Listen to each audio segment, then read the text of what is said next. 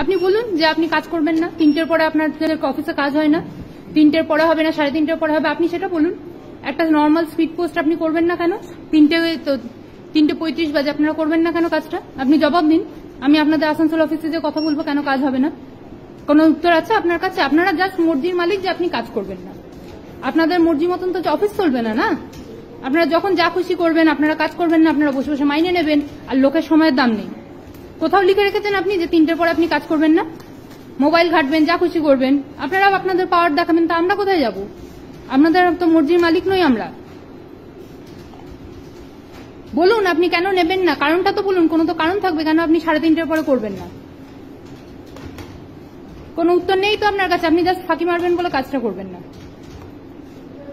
বলুন আপনি আপনার নামটাই বলুন।